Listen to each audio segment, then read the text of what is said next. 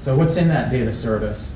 Well, the thing that we originally set up was a database of the card catalog. They've got about 1 million books in their card catalog. It turns out they didn't have an appropriate API for doing this kind of thing. So we had to build our own database, replicate their data into it, and build a little web app in front of it that did the query and returned things back. So we did that, and we started testing all these different books on Amazon and Barnes & Noble, and they weren't coming up. They weren't showing the annotation. And we'd go to the library website and search for the same title, and they had it. And we couldn't figure out what was going on. And it turns out that the problem was ISBNs are very specific. So the hardcover has a different ISBN than the soft cover, is different than the large print edition, is different than the one that was printed a year ago. So even though you might think you're looking at the same book, it's got a different ISBN. So we modified our web app to use the WorldCat catalog. This is a service of the OCLC, which is this big national library group that catalogs basically every book known to mankind. So what we do is we take the ISBN we get out that you're looking at, we find all the similar ISBNs, soft cover, hardcover, whatever, and then we bounce all those against our catalog and send that back. And this has increased the hit rate by like 10 times. So now, it's very easy to just go and sort of search for any book and have a decent chance of finding it in the library. So that's one thing. The next one is Ebates. I don't know, does anyone know Ebates? These guys are great. It's basically an affiliate shopping site.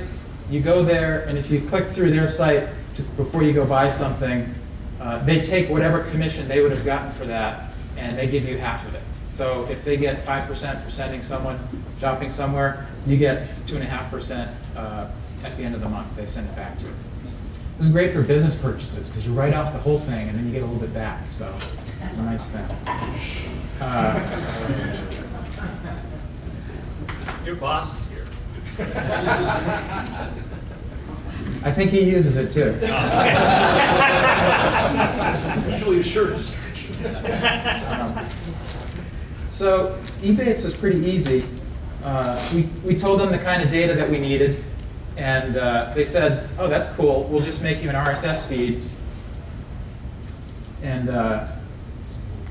so here it comes. So they just put together an RSS feed for us. We've got a little script that converts this into the JSON that we need, and we're off and running. So for these guys, data integration was just super easy. I wish there were more like that.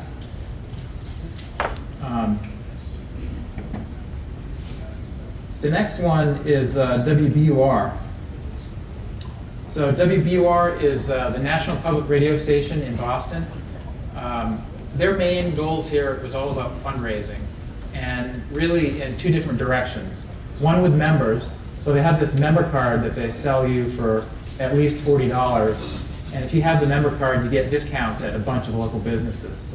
But also on the other side, to the underwriters. So they saw the rules and the annotations that we do as a plus to their underwriters, because they can go to their local businesses and say, look, you show up on page 97 of Google, but people that have our member card, you're going to show up right on the front page.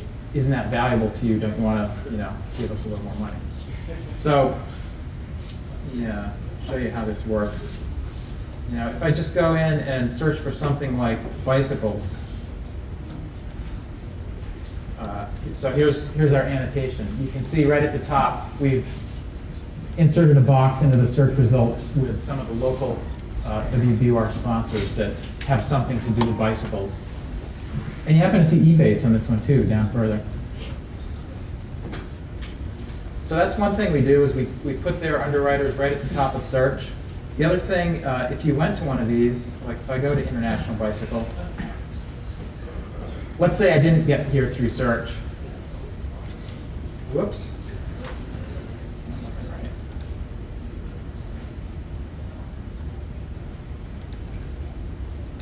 We're going to have to check our data set. Let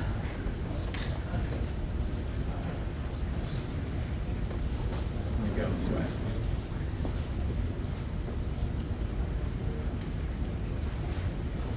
So if I just happen to type in, a bike shop that I'm familiar with, International Bike, it'll bring me right there.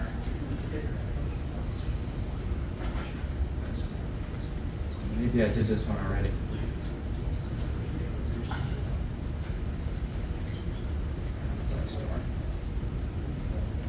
So here it tells me, here's a WBUR supporter. It reminds me that I've got something there. Now, if I went to a different bike store, like I think Bicycle, Factory Bicycles is one, they'll give me something a little different, where they'll say, hey, wait a minute, you don't really want to shop here. You want to shop at one of the WBUR sponsors.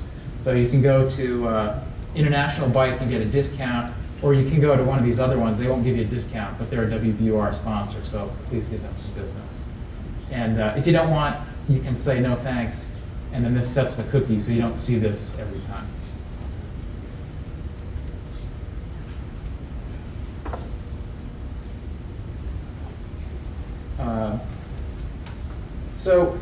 So how's this all work? Well, we've got basically three different things. We've got the search, and for that we need some search terms.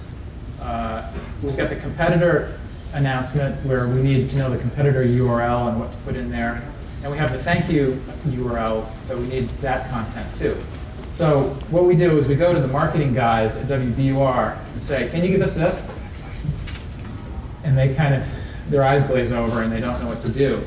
So what we've done for them, because this is the marketing department. They're going out selling new underwriters. The data's changing all the time. It's hard for them to manage a JSON data file because they don't even know what JSON is. So we've actually built a little online application where they can just log in and manage their data. So let me go here.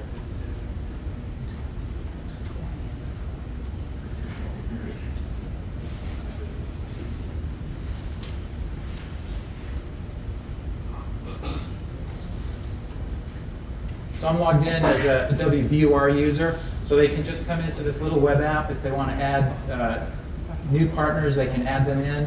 From here, they can manage the different offers that the partners have, how much % off, what's the link to the data. They can even, for the search spotlight, they can manage the keywords. So if they want to change keywords, they can come in and do it. And they can manage their competitor data. So they can, if one of their partner says, well, there's this other shop that's now a competitor, they can go in and add the new data. So we've tried to take make it as self-service as possible, put it all into their hands. It's got a whole publishing system so that they can publish it to test. We have sort of a shadow WBUR card that runs off of test data so they can make sure it works and they can publish it to production. So this is something that we think will really help as we roll these out to other national public radio stations and other clients like that, help them be more self-sufficient and manage it themselves. So that's it. Those are my 3 cards.